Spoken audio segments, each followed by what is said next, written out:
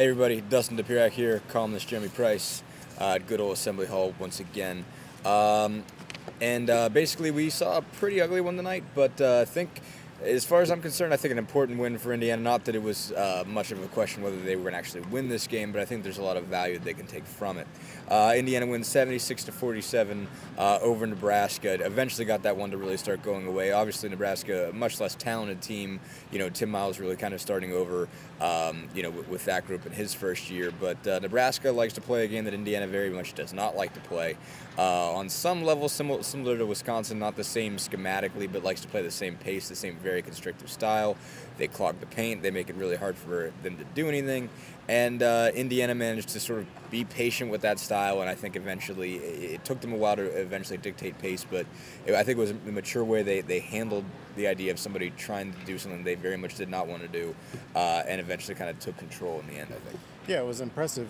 Really, when you look at the fact that they wound up winning this game by 29 points, is pretty impressive when you think about the fact they only had 11 points through the first 11 minutes of this game. I mean, at that point, you were thinking if they got to 50 or 60 even was probably going to be a pretty good offensive night at that point. And they found a way to turn it on and did so without forcing things or kind of getting out of their element in doing so. The game came to them, and when the opportunity presented itself, they seized it. Right. I mean, they obviously wanted to dictate tempo. They obviously did not want to play the style of play, the pace of play that they were doing in the first half. They were 6 of 19 from the field. They had 27 points. So all those things are reasons why you would think they might panic. They might start, forcing things, taking bad shots, turning the ball over, all those sorts of things. And they really didn't. I mean, they didn't hit some makeable shots, but it didn't seem like they were ever grossly impatient. They were okay with the idea of working it around to get a shot, trying to get the ball in the paint, trying to dribble in, trying to do what they could to get fouls. And the biggest reason they were able to stay in it and to have as big of a lead as they did at the half is they were able to get the ball to the free throw line, just draw fouls inside. They were 13 for 16 at the line at the half, even though they were 6 for 19 from the field. There was one point, and I didn't realize until I looked back, they went from about the 18:59 mark of the first half to about the 10:45 mark without a field goal.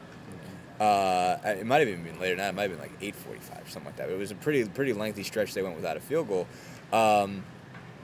but it didn't matter. I mean, they were still only down by 3 points when they got their next field goal, and Will Sheehy scored. So they managed to weather that just by getting the ball in the lane. I think the other thing that was impressive, not only the patience offensively, but the patience defensively. Because Nebraska is a team that is probably as close to a slow-down stall game as you're going to get in the shot clock era right now. They want to run, they want to take a shot with under 10, preferably under 5. Right, they want to limit possessions, especially with a team like Indiana. Tim Miles has no illusions. He's fully aware that he doesn't have the offensive firepower that everybody else has, so he knows full well that the only way you win a game like that is if you limit possessions, if you don't give the other team as many opportunities to beat you.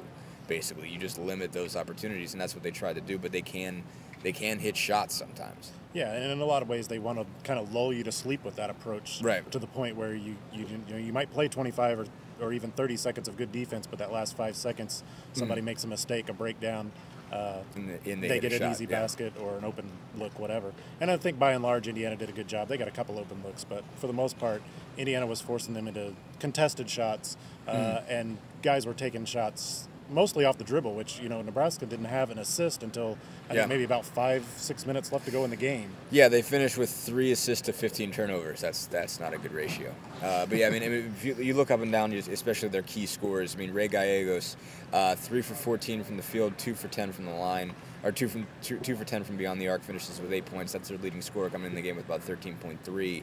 Had the most made threes of anybody in the Big Ten coming into this game. Dylan Talley is the only guy who had a good night at all. He's 7 for 12 from the field, 2 for 4 from 3 with 16 points. Nobody else had more than 6 points. Brandon Ubel had 4 points and 8 rebounds, but he fouled out so basically in the post, anywhere else, nobody was really getting anything. They just did a solid job of defending and, like you said, being patient with, defending for 30 seconds, 32 seconds, 33 seconds, 35, or even, when they gave up offensive rebounds, there was times when they were defending for darn near 70 seconds. And it didn't bother them. It seemed like they just stayed mature and they just stayed steady and they just stayed with it.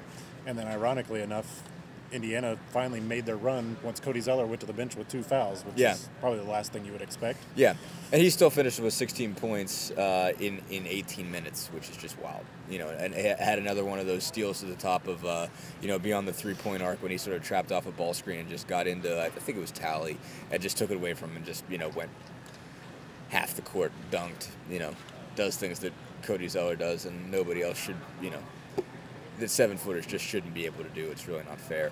That's why you have the Gazeller watch. Exactly. That's freaky. I hadn't seen that before. I should read more Luke Wynn because he's really, really good, but he does the Gazeller watch where he talks about Zeller's points in transition. I think he averages like 4.4 points in transition per game, which is like 2 points more than any other center in college basketball, but he also has a graphic in which Cody Zeller is wearing a gazelle head, and it's a little bit, not wearing, but like has a gazelle head, and it's sort of disturbing. Honestly, that's how I look at it. One way or another, it's kind of cool too, but it's also kind of weird. But one way or another, another big game for Christian Watford. We're gonna talk a lot more about him in the coming days in the paper and whatnot. But I mean, Watford has really turned into a steady player, and I don't know what it's going to mean for him NBA-wise, but this is closer. What we've seen over the last couple months has been much closer to what I think pro scouts were saying they wanted to see when he was talking about early entry last year. Yeah, not just that. I mean, it's what any coach wants to see out of a player.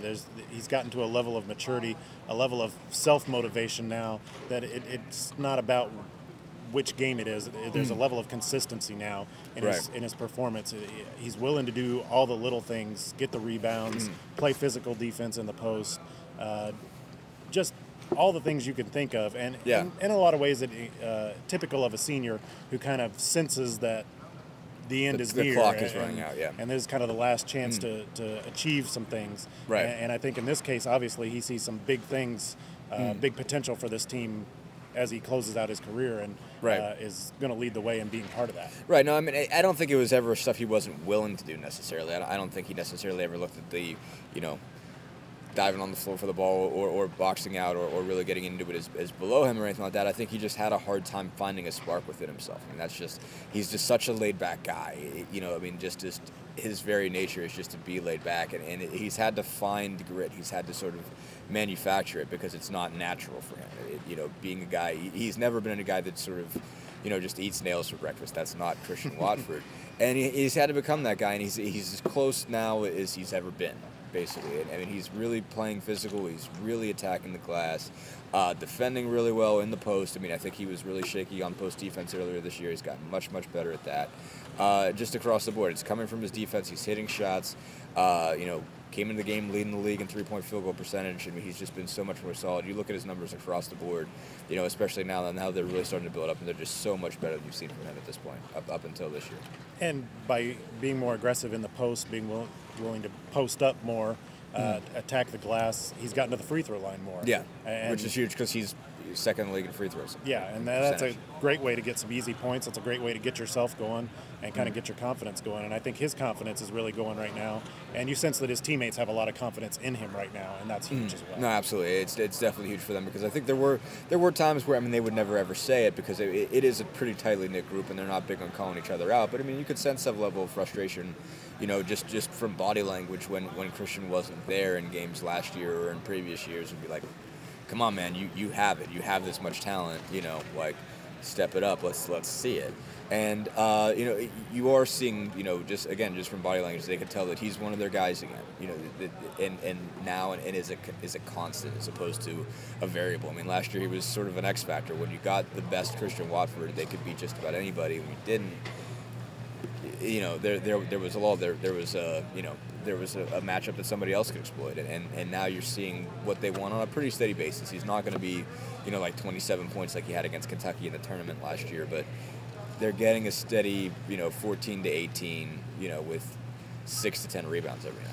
And they're getting that with teams fully aware of what he's capable of doing, right. And he's clearly on the scouting report, and he's still achieving those things anyway. And in a lot of ways, that's the mark of a good player, is somebody who finds a way to produce regardless of what's being schemed against him. Right. And you mentioned the free throws earlier. I mean, that's become, it's hard to harp on it enough because, I mean, free throws are just so critical for this team. Their ability to get the ball in the lane either with the dribble or in the post-up and get to the free throw line. And again, it's another night where they didn't shoot the ball great. They ended up at 45.8, which isn't bad.